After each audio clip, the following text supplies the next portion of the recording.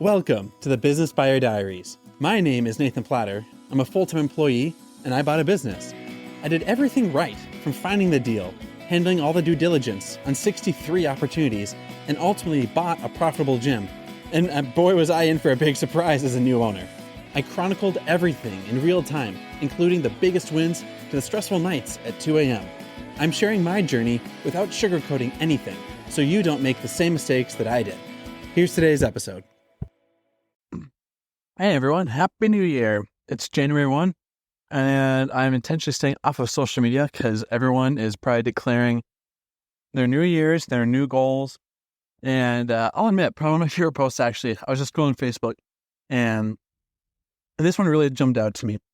Someone said he's a gym owner, he has some clubs, but he said that his top performing students and top performing people that he's mentoring, they started at February 10, July 11, November 30th, and December 10th of this past year.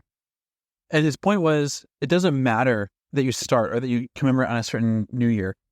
The people that commit and get started and stay started, and Amazon's buzz phrase is every day is day one. And if every day you stay committed, you take the next step, you take the next follow through, that's how you gain momentum.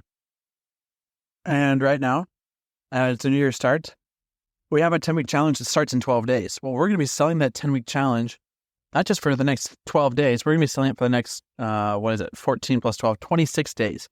We want people that want to make a change, that want to make an improvement, and that are trying to grow their life, trying to improve their health, because they know that trickles out to their family life, their work life, their physical life, their spiritual life. And so all that to say right now, the past couple of weeks, I've been battling some negativity, some lack of optimism. I don't want to say depression, because depression is an actual thing, but some elements of lacking hope. How's this going to work out? Oh, the finances are volatile. Things have been crazy at work, my day job, and at the studio. And the team doesn't fully know it, but we could have a really good month, and we have to do 10 grand a month more, because I could not raises. I'm taking on a loan payment, and my benchmark for doing well is higher.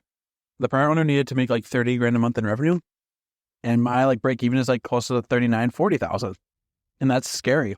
And so when the team is celebrating, hey, we hit 45, I'm now we have the next payment on this thing due. And I'm battling negativity. I'm battling uncertainty.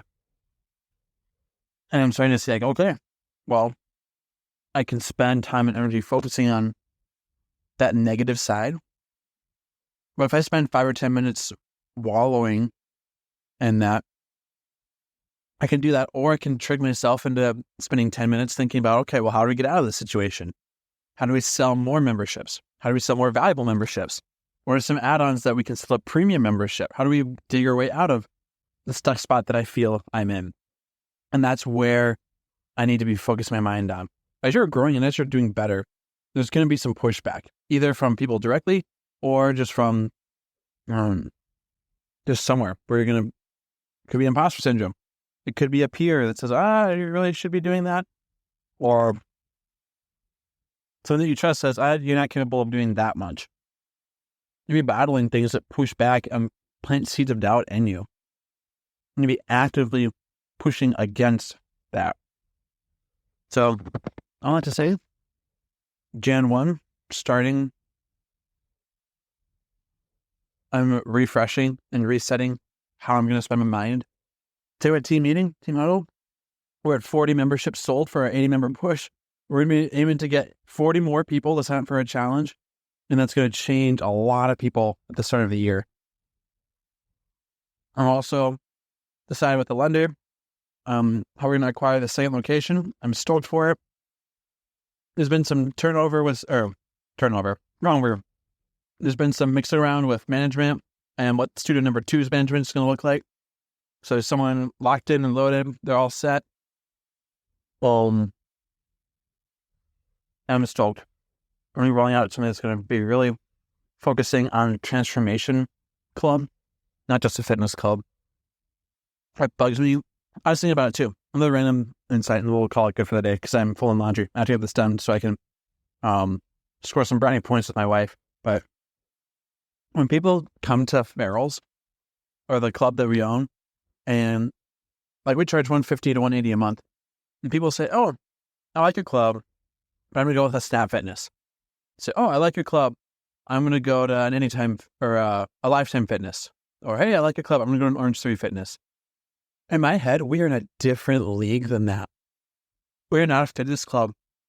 People think that like we're a place you go, pump weights, you do a workout class, you go home, and then you eat chips, drink beer, and then you just completely go to sleep stressed out, toss and turn, and you have issues juggling your battling thoughts. No, that's not who we are. We're a transformation center. We help change habits, improve sleep patterns, deal with stress better, work with mindset and limiting beliefs, with nutrition, with weight loss, and with fitness goals.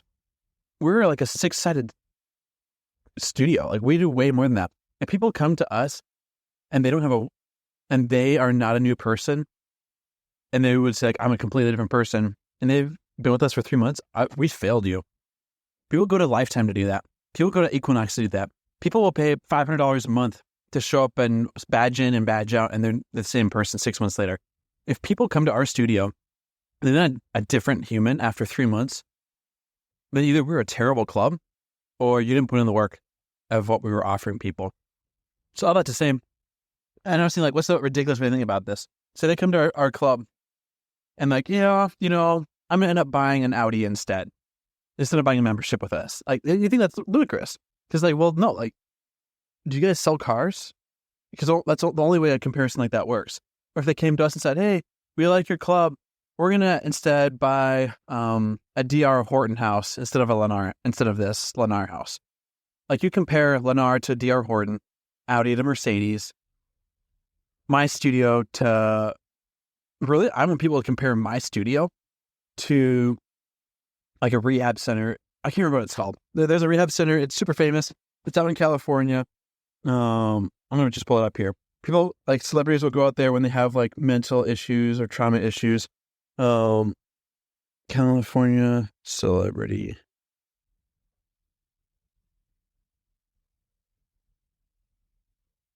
What is it? Passages. That's what it is. Passages.